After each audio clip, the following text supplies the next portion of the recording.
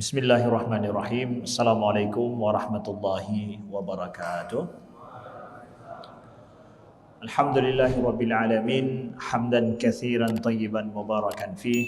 Asyhadu an la ilaha illallah wahdahu la syarikalah wa asyhadu anna Muhammadan abduhu wa rasuluh. Allahumma salli wa sallim wa barik ala sayyidina Muhammadin wa ala alihi wa sahbihi wa sallim. Subhanaka la ilma lana illa ma 'allamtana innaka antal alimul hakim. Allahumma 'allimna ma yanfa'una wanfa'na bima 'allamtana wa zidna ilma. Rabbi shrah li sadri wa yassir li amri wahlul 'uqdatam min lisani yafqahu qawli, amma ba'du. Para hadirin jamaah salat maghrib dan isya Masjid Silaturahim Cibubur yang dimuliakan Allah, adinda-adindaku, adik-adikku sekalian, pelajar pelajar sekolah Insan Mandiri Cibubur yang dimuliakan Allah. Kita sama-sama meniatkan i'tikaf di masjid. Yang kedua, kita meniatkan menunggu solat setelah solat. Kemudian sama-sama kita meniatkan untuk menuntut ilmu. Mudah-mudahan waktu kita di masjid saat ini itu diberkahi oleh Allah, diberikan pahala dengan ketiga macam niat kita ini.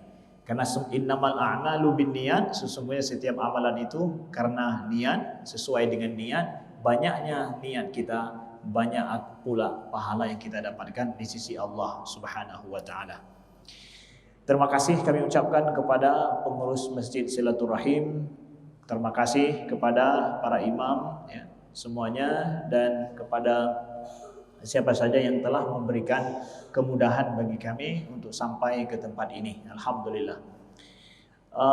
Pada kesempatan kali ini mungkin adalah kunjungan kami yang kedua ya. Pertama sekitar bulan Juli ya, tahun ini bulan Juli. Ada yang ingat nggak kita pernah berkisah tentang apa itu? Subuh bulan Juli itu. Topik kita tentang apa? Ya, udah lama ya, Wow. Hudhud atau semut? Ya, burung hudhud. Ya, semut ya.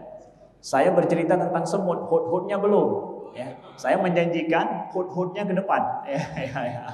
Ternyata ingatnya hudhud, janji saya gitu. Jadi janjinya saya tepati pada kali ini.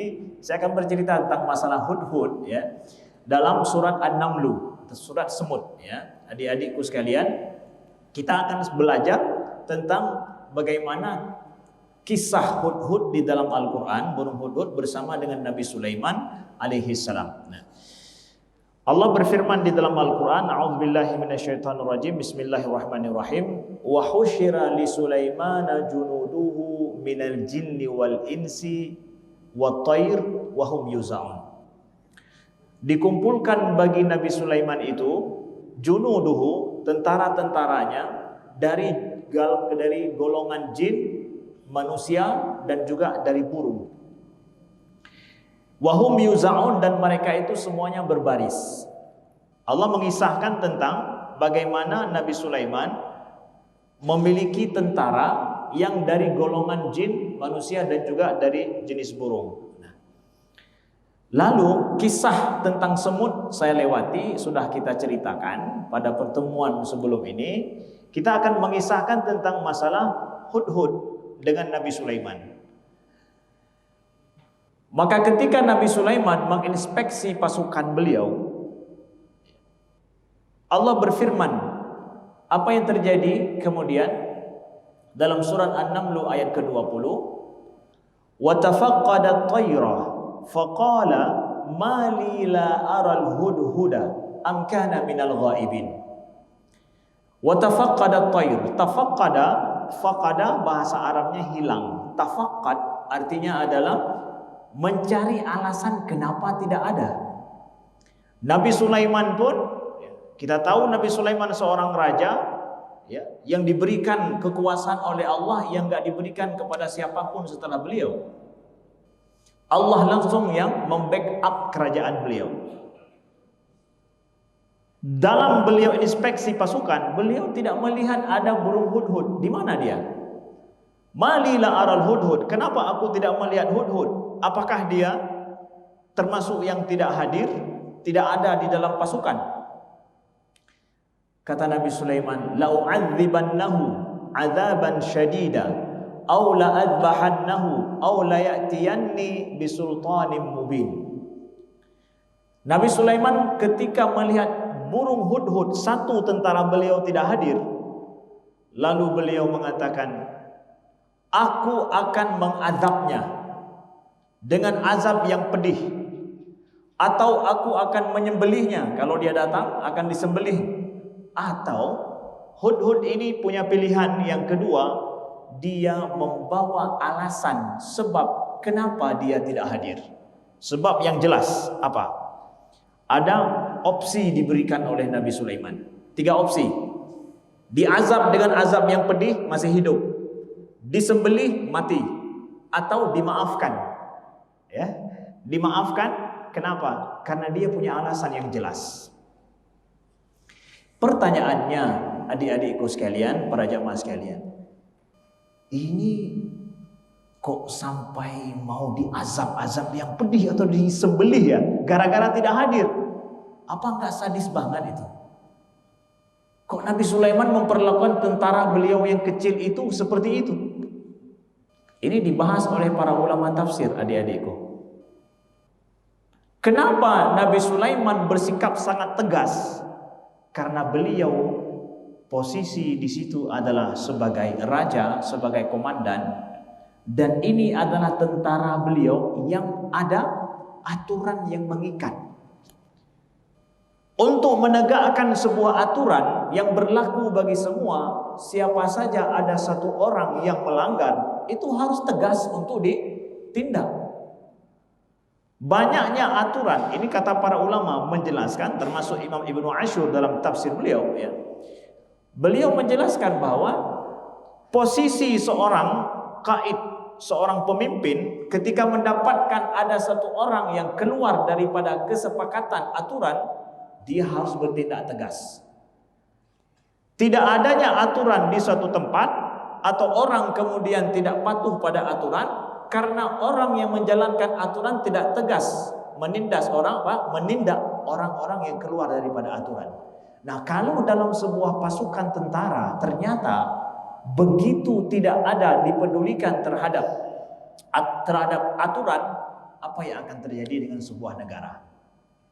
Harus ada tindak tegas terhadap semua pelanggaran terhadap sebuah aturan dalam sebuah lembaga, dalam sebuah komunitas juga begitu. Nah, inilah kemudian yang akhirnya kalau kita tahu berlakunya sebuah aturan ini yang menjadikan masyarakat di suatu tempat itu masyarakat maju atau enggak. Masyarakat yang punya aturan maju atau enggak itu pada bagaimana aturan itu dijalankan bersama dan kalau ada yang melanggar. Kemudian para ulama menjelaskan bisultanin mubin ini apa? Adalah bukti yang nyata. Nah, opsi yang ketiga adalah daripada Nabi Sulaiman, kalau dia membawa jelas alasannya mengapa dia tidak hadir dalam pasukan, maka dimaafkan, enggak ada masalah kalau ada jelas. Famakatha ghaira ba'id faqala ahattu bima lam tuhit bihi wa ji'tuka min saba'in binaba'i yaqin.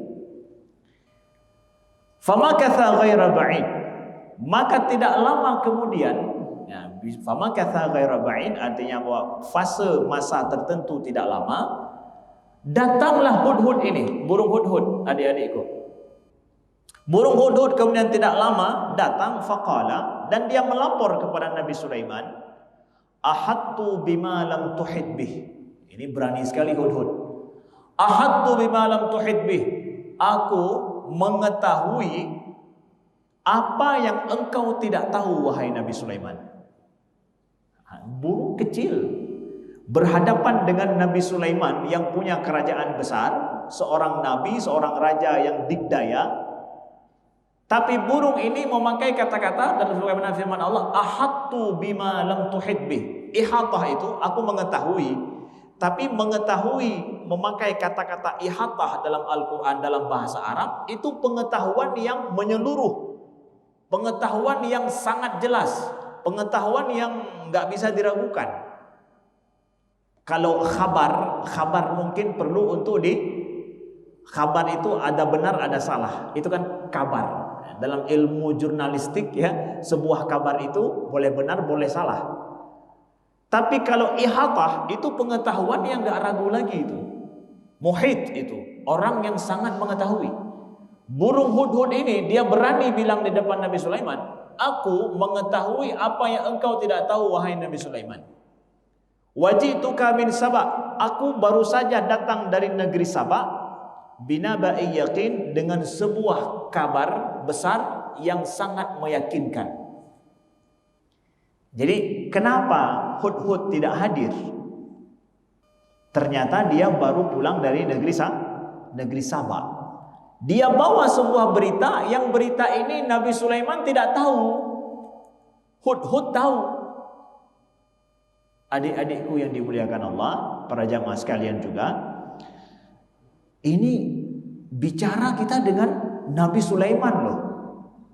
Nabi, burung. Dalam case ini, dalam kasus ini, siapa yang lebih tahu, burung atau Nabi Sulaiman? Hah?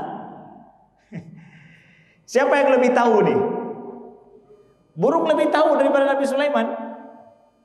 Seorang nabi tidak tahu, burung tahu. Ya begitu, bisa.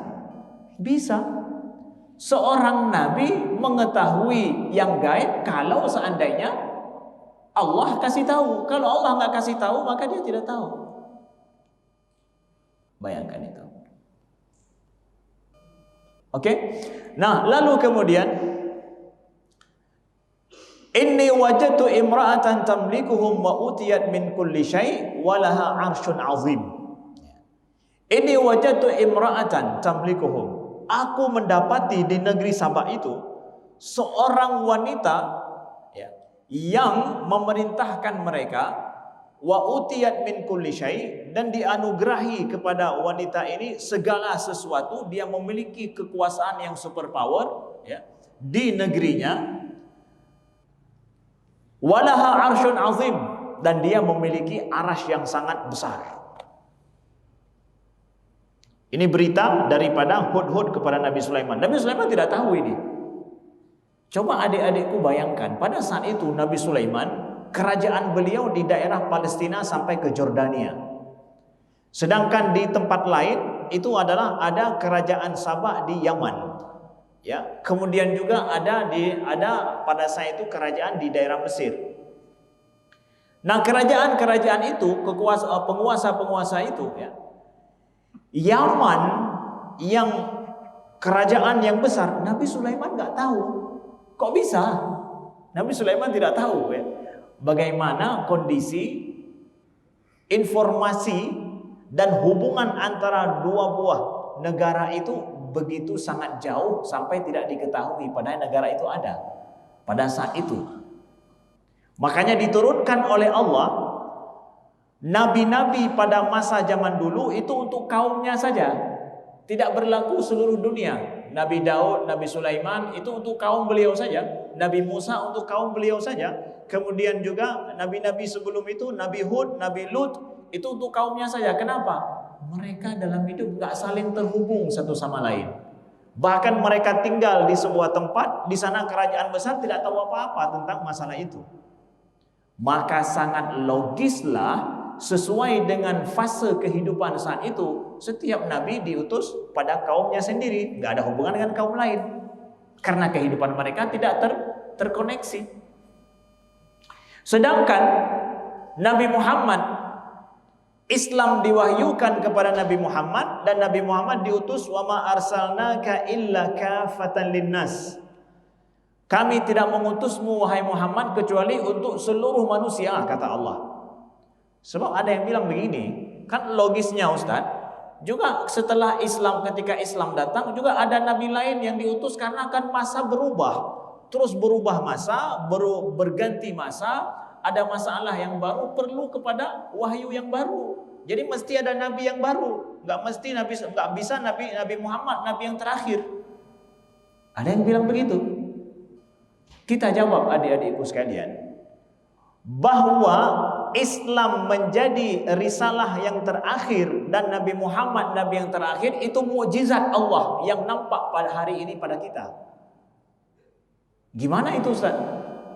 Begini, dengan kondisi kehidupan kita hari ini, satu dunia itu seperti satu kampung.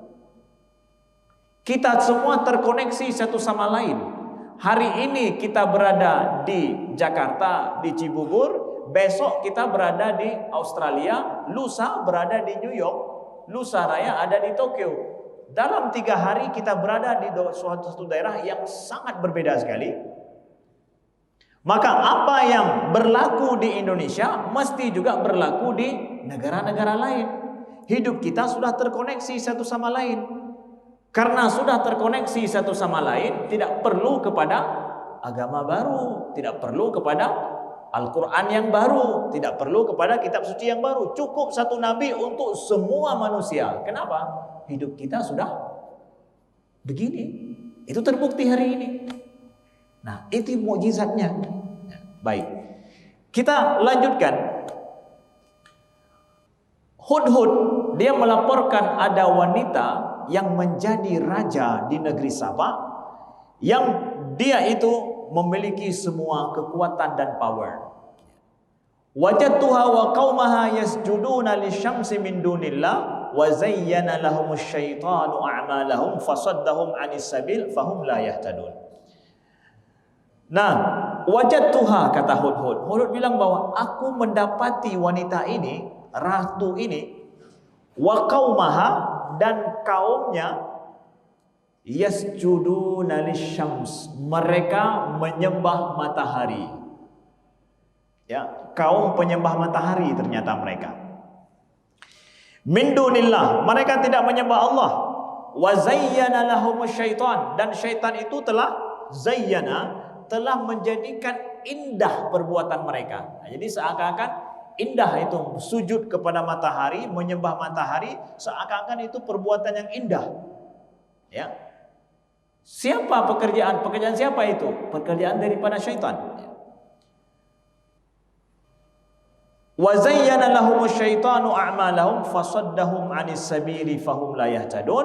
Maka syaitan menghalangi mereka, kaumnya, daripada jalan Allah, maka mereka tidak mendapatkan petunjuk. Hudhud,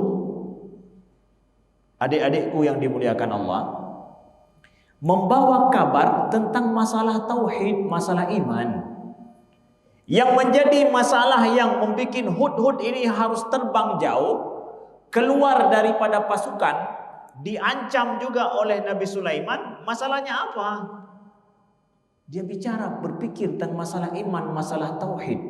Dia tidak bisa tidur ketika ada masih di bumi ini orang-orang yang tidak menyembah Allah. Adik-adikku, permasalahan yang harus kalian pahami dengan baik, yang menjadi kalian pikirkan dengan benar dan membuat kalian resah apa? Ketika masih banyak orang tidak mengetahui kebenaran.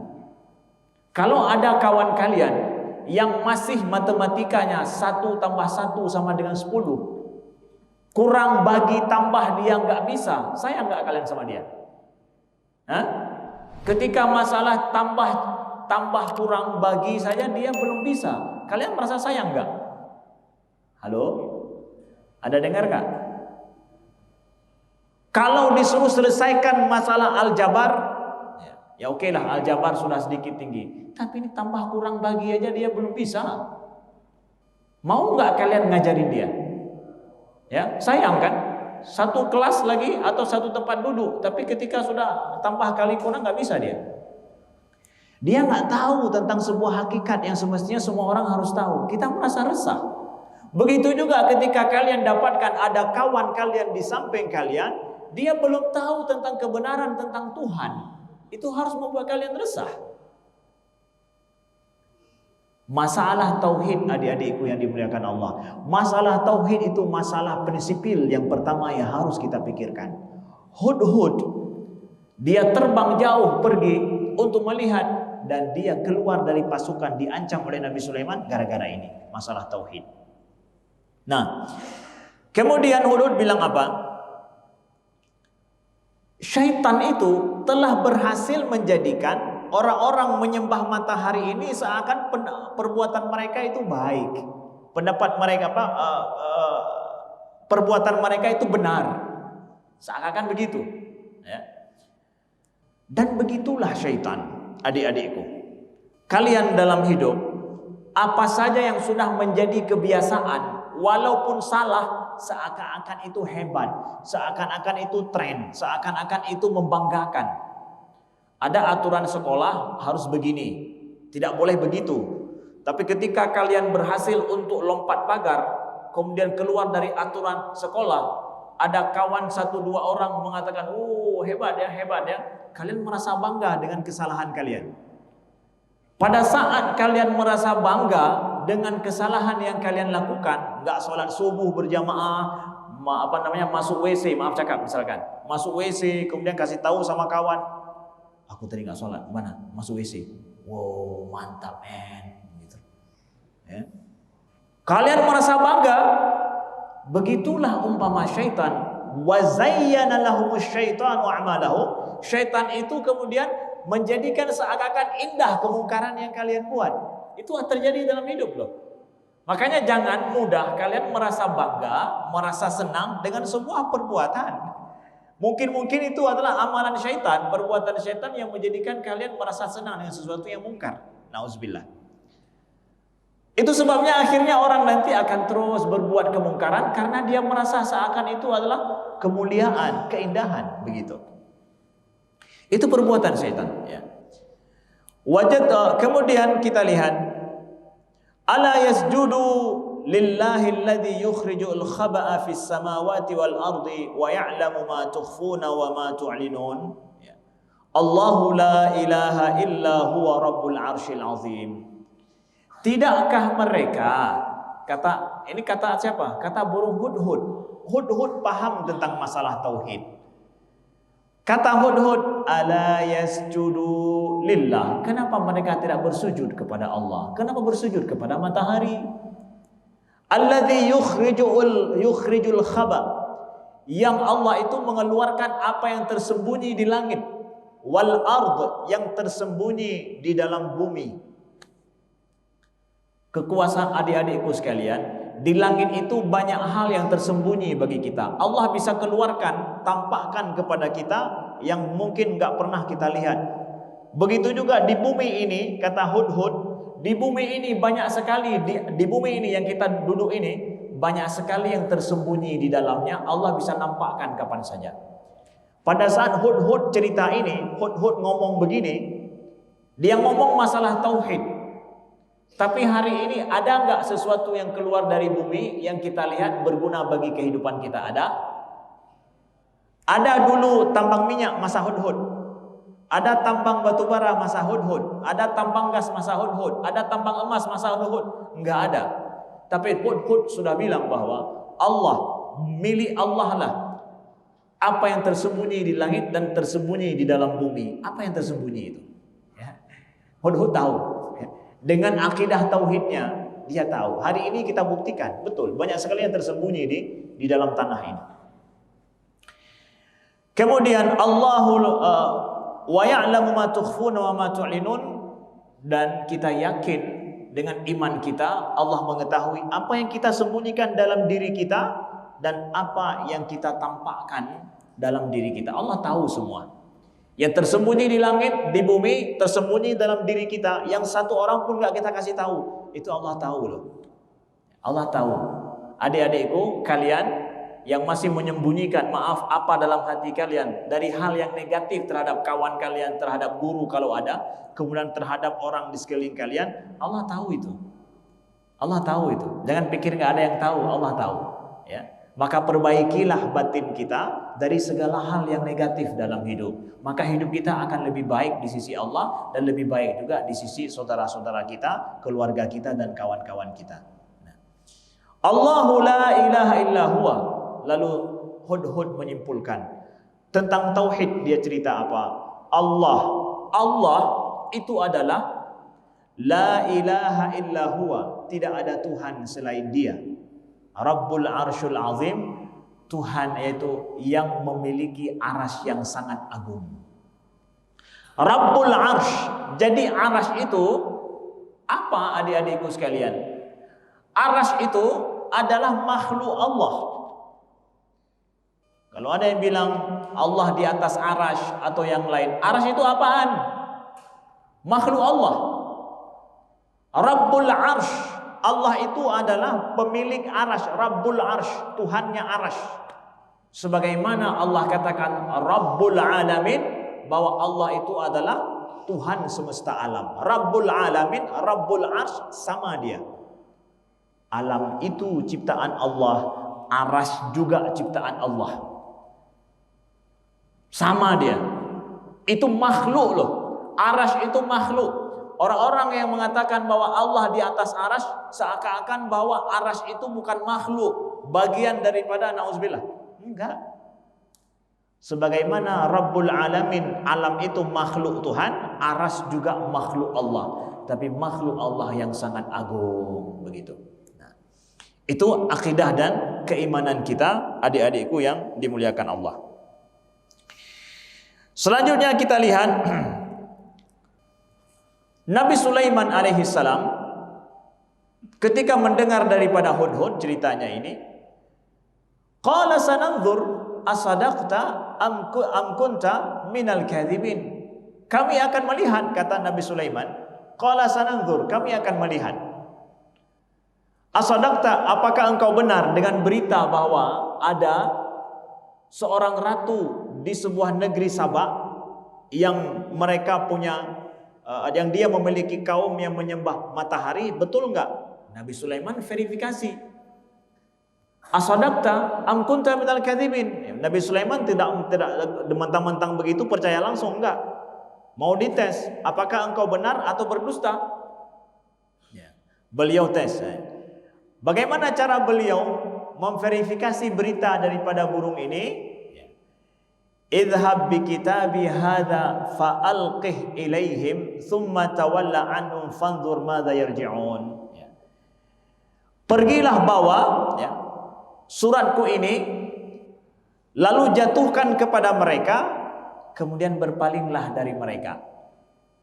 Lalu perhatikan apa yang mereka bicarakan. Nah, jadi burung itu dijadikan sebagai alat untuk mengirimkan surat. Itu sudah ada pada masa Nabi Sulaiman. Makanya lambang pos tempat kita apa? Lambangnya burung. Sejak masa Nabi Sulaiman itu burung sudah dipakai untuk mengirimkan surat. Nabi Sulaiman mengirimkan surat untuk mengetahui apakah mereka akan membalas atau tidak. Kalau dibalas, maka betul ada informasi ini, ada kerajaan di sana, ada kemudian seorang ratu di sana yang berkuasa. Seorang pemimpin jangan mudah diprovokasi oleh orang. Betapapun itu adalah tentara dia sendiri. Apa saja berita yang dia dapatkan, dia mesti memverifikasinya dengan benar. Karena sebenarnya keberhasilan sebuah kepemimpinan itu berada pada keputusan yang tepat pada saat yang benar. Keputusan yang benar pada saat yang tepat. Kegagalan sebuah kepemimpinan dalam sebuah negara juga adalah pada saat seorang pemimpin tidak mengambil sebuah keputusan yang benar pada saat yang tepat, atau saat yang tepat keputusannya salah, tidak benar. Itu yang menjadikan sebuah masyarakat, sebuah kepemimpinan itu gagal dan masyarakatnya masih tertinggal.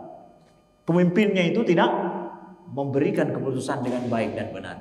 Nabi Sulaiman sosok seorang pemimpin, sosok juga seorang raja yang membuat keputusan terhadap kekuasaannya. Qalat ayyuhal mala'u inni ulqiya ilayya kitabun karim. Ternyata surat ini dibawa oleh Hudhud sampai kepada Ratu Balqis. Tapi Balqis ini itu tidak disebutkan dalam Al-Quran namanya. Tapi Allah menyebutkan qalat. Qalat itu bahasa Arab menunjukkan kepada wanita kan. Kalau perempuan, kalau laki-laki qal, kalau perempuan qalat. Menunjukkan ini perempuan. Berarti betul apa yang dikatakan oleh Hudhud. Ketika diterima oleh Balqis, Balqis cerita, "Ayuhal mala', wahai pembesar-pembesar kerajaan. Sesungguhnya aku telah dijatuhkan kepadaku sebuah surat yang mulia." Jadi suratnya bagus, ternyata surat nggak ecek-ecek loh. Tapi surat yang ditulis itu mulia, surat itu dikemas dengan cara yang baik, ketika dibuka itu mulia. Innahu min Sulaiman wa innahu bismillahirrahmanirrahim. Dan surat itu adalah, sesungguhnya surat itu dari Sulaiman dan tertulis bismillahirrahmanirrahim. Apakah Nabi Sulaiman meletakkan nama beliau di atas nama bismillah? Coba dengarkan bunyi suratnya, kata daripada Hudhud. Innahu min Sulaiman, sesungguhnya dari Sulaiman. Surat ini dari Sulaiman dan sesungguhnya bismillahirrahmanirrahim. Ya, Allah ta'lu alayya wa'tuni muslimin. Bahwa janganlah kamu sekalian berlaku sombong terhadapku dan datanglah kepadaku sebagai orang-orang yang menyerahkan diri. Itu bunyi surat Nabi Sulaiman yang dibawa oleh Hudhud. Apa? Innahu min Sulaiman, dari Sulaiman, bismillahirrahmanirrahim. Janganlah kalian berlaku sombong dan datanglah kepadaku, tunduk dan takluklah kepadaku untuk menyerahkan diri. Bunyi surat ini ya, adalah bunyi surat dari seorang raja yang menampakkan digdaya dan berkuasa terhadap orang yang gak tunduk pada kekuasaannya. Dia ingin mengatakan bahwa serahkan diri kalian, jangan macam-macam. Ya, itu kan raja yang punya kekuasaan, dia menulis surat seperti itu. Tapi para ulama cerita begini, ulama tafsir. Jadi Nabi Sulaiman tulis, adik-adikku coba dengarkan. Dari Sulaiman, bismillahirrahmanirrahim, jangan sombong dan takluklah kepadaku. Kira-kira begitu bunyi suratnya secara singkat. Nabi Sulaiman tulis nama beliau di atas, lalu kemudian bismillah. Begitu. Ini dibahas oleh para ulama tafsir. Ini nggak mungkin begitu. Nabi Sulaiman nggak akan menuliskan nama beliau sebelum menuliskan nama Allah. Segala tulisan dalam sebuah surat itu harus dimulai dengan bismillah. Tidak dimulai dengan nama orang, tapi dengan nama bismillah. Itu adabnya di dalam Islam. Tapi kenapa juga Balqis bilang dari Sulaiman? Di mana dia baca? Berarti dia tahu nih, di dalam surat ini tertulis nama Sulaiman.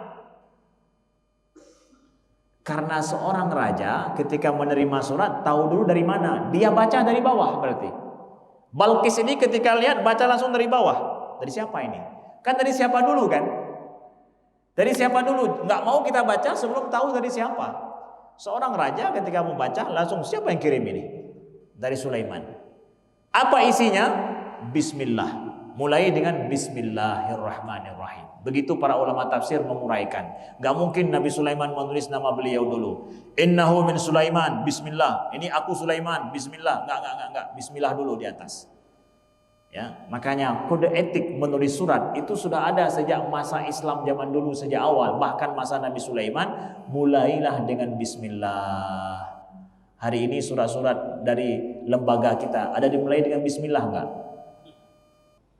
Halo? Hah? Enggak ya? Enggak. Jadi dimulai dengan nama siapa? Enggak tahu juga Ustaz nama siapa entah. Ya. Kode etik menulis surat itu dimulai dengan bismillahirrahmanirrahim. Tulisan mana saja, walaupun bukan surat, mulailah dengan bismillah. Adik-adikku, buku tulis kalian itu mulai dengan bismillah. Sebelum kalian tulis apa-apa, bismillahirrahmanirrahim. Memulai dengan nama Allah Subhanahu wa taala. Allah ta'ala alayya. Nah, di akhir daripada ini kami ingin sampaikan adik-adikku, yuk kita belajar inspirasi daripada Hudhud. Hudhud berhasil mempertemukan antara Nabi Sulaiman dengan Balqis di akhir kan. Nabi Sulaiman yang memiliki kerajaan besar tidak tahu tentang Balqis dan kerajaannya yang besar. Tapi yang tahu itu Hudhud. Ini sebuah penemuan terhebat masa itu atau bukan pada masa Nabi Sulaiman? Sebuah penemuan hebat. Seperti orang menemukan sebuah sebuah benua besar. Ini menemukan ini juga sebuah penemuan besar. Hudhud ini adik-adikku diutus oleh Nabi Sulaiman atau dia keluar daripada jalur. Keluar jalur. Dalam hidup ini, kalau kalian keluar dari jalur kebiasaan demi untuk sebuah misi yang benar, itu benar. Untuk sebuah misi yang benar, itu benar. Bukan cuma keluar dari sebuah jalur, dari sebuah aturan sekehendak kalian, bukan. Untuk sebuah misi yang benar. Nah, seorang pemimpin ketika mendapatkan bawahannya keluar daripada itu, berikan kesempatan untuknya, untuk dia mengklarifikasi kenapa dia berbuat begitu, hargai. Begitu juga seorang pemimpin, jangan kita belagu sekali bahwa seakan kita merasa pemimpin hebat sekali, maka kita tidak menghargai terhadap orang yang di bawah kita. Nabi Sulaiman, beliau kenapa menyebutkan hudhud padahal seekor burung? Banyak burung yang lain. Nabi Sulaiman sangat tahu tentang fungsi setiap pribadi dalam kerajaan beliau. Semua tentara beliau itu berharga bagi beliau. Maka pada saat satu orang tidak ada, beliau tahu di mana dia. Saya butuh akan dia, perlu akan dia.